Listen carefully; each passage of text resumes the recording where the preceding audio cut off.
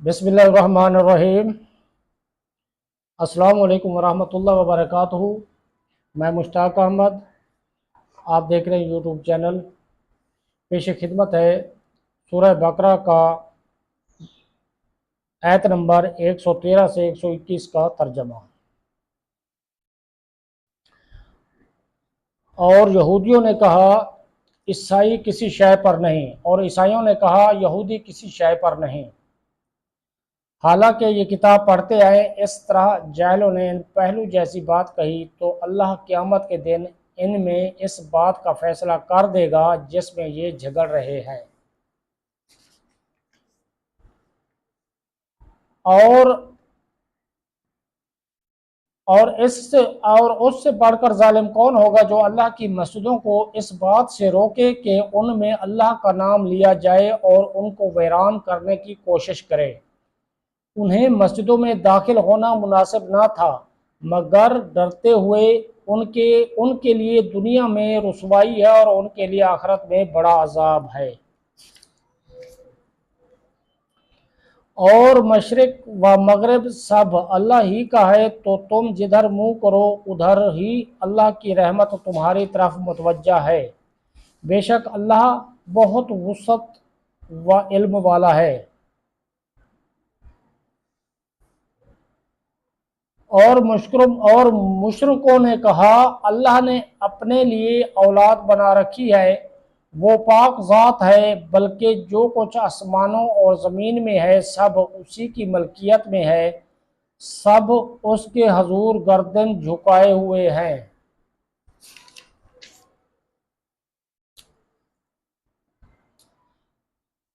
وہ بغیر کسی مسابقہ مثال کے آسمانوں اور زمین کو نیا پیدا کرنے والا ہے، اور جب وہ کسی کام کو وجود میں لانے کا فیصلہ فرماتا ہے تو اس سے صرف یہ فرماتا ہے کہ ہو جا، تو وہ فوراً ہو جاتا ہے۔ اور جاہلوں نے کہا اللہ ہم سے کیوں نہیں کلام کرتا، یا ہمارے پاس کوئی نشانی کیوں نہیں آ جاتی۔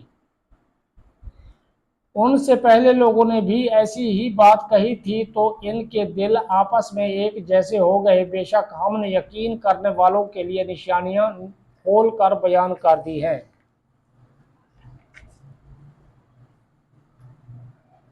اے حبیب، بے شک ہم نے تمہیں حق کے ساتھ خوشخبری دینے والا اور ڈر کی خبریں دینے والا بنا کر بھیجا، اور آپ سے جہنمیوں کے بارے میں سوال نہیں کیا جائے گا۔ اور یہودی اور عیسائی ہرگز آپ سے راضی نہ ہوں گے جب تک آپ ان کے دین کی پیروی نہ کر لیں۔